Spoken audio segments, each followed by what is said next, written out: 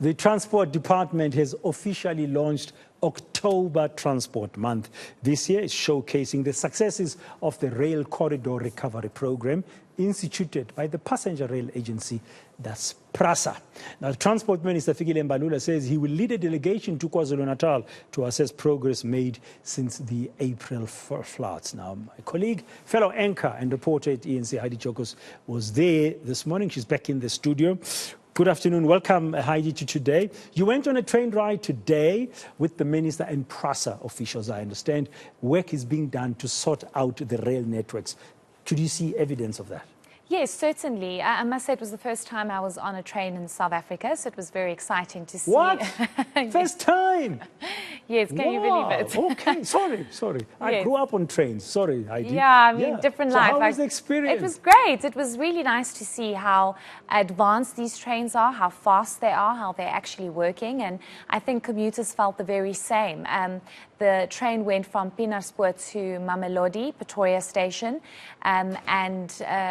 commuters were really happy and telling the minister that finally this rail network... Are these new trains as well? Yes, they are the new trains that are working. They call them, I think it's the blue train. Okay. I'm not sure, yes. Yeah, I've seen the sort of painted blue outside. Yes.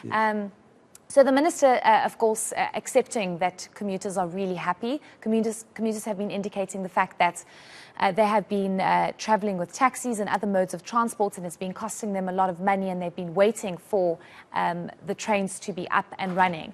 Of course, the minister is saying that PRASA, he admits the fact that PRASA is broken and it's on its way to recovery. It's got a board now, it's got an acting CEO, and they want to see it completely turned around.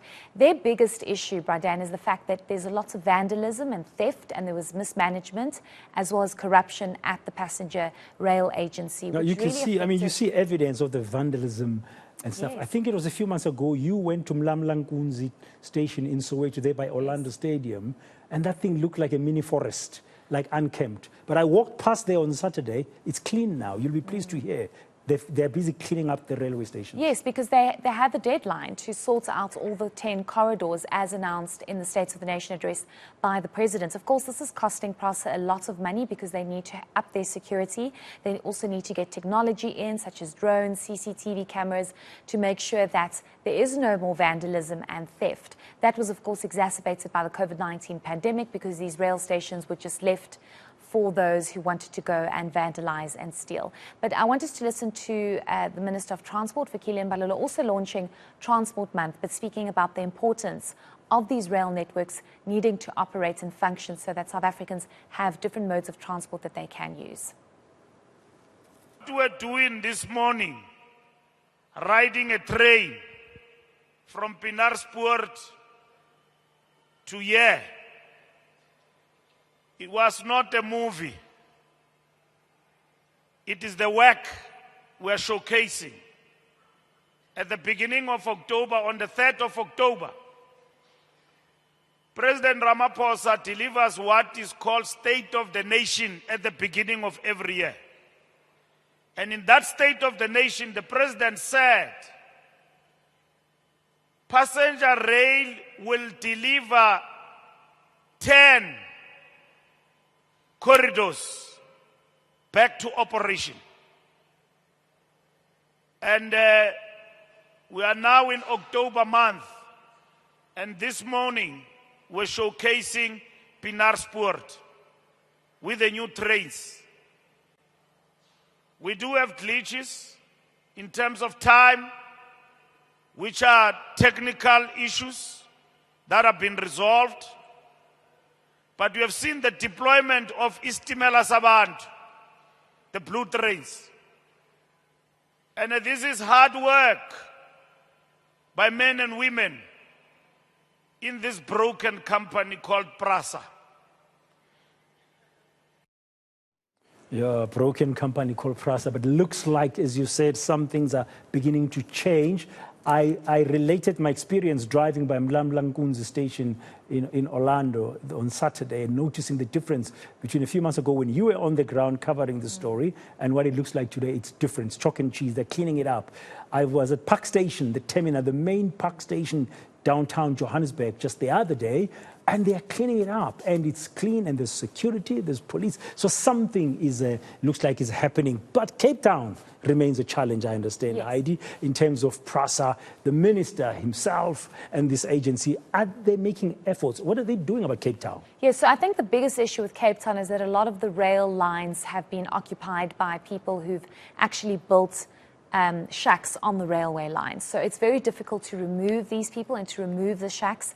And the minister says it's very difficult for them to move in and refurbish, repair the infrastructure that has been damaged, the vandalism, the theft, when these structures are still in place. I mean, imagine having built a whole, it's almost like an informal settlement on the railway line, which is really causing major problems for PRASA. But the minister says they are trying their very best, and he says in the next few months they will hopefully have made some progress.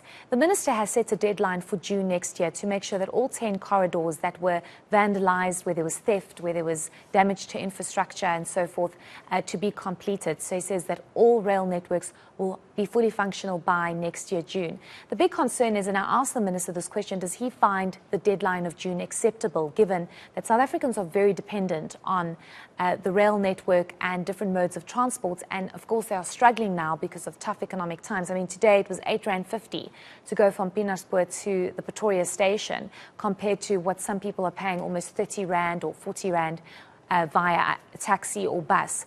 The minister, of course, also saying that he's going to be heading over to KwaZulu-Natal to assess the damage from the April floods. And he says that they are trying every day to make sure that they repair, they assess the damage, and they make sure that they deal with it as soon as possible. He says they are walking the talk, they are not just talking. So they're trying their very best to repair all of this. But will it be sustainable? I think we'll have to check in a few months. But let's listen to the minister once again on that.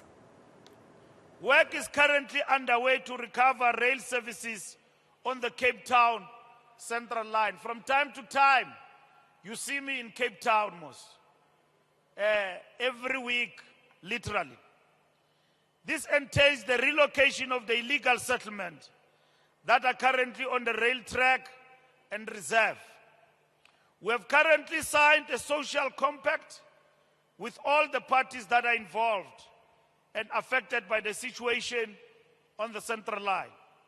As part of the October month, Transport Month, we will visit KwaZulu-Natal to assess the progress on rehabilitating infrastructure that was destroyed by the floods.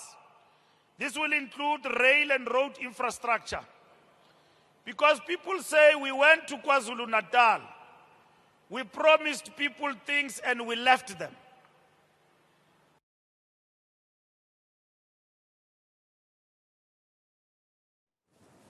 Now, that's Mbalula, the Minister of Transport there, talking about the work his department is going to be doing to check the fixing of damaged railways in KwaZulu-Natal shortly. Ending that update by my colleague Heidi Giokos.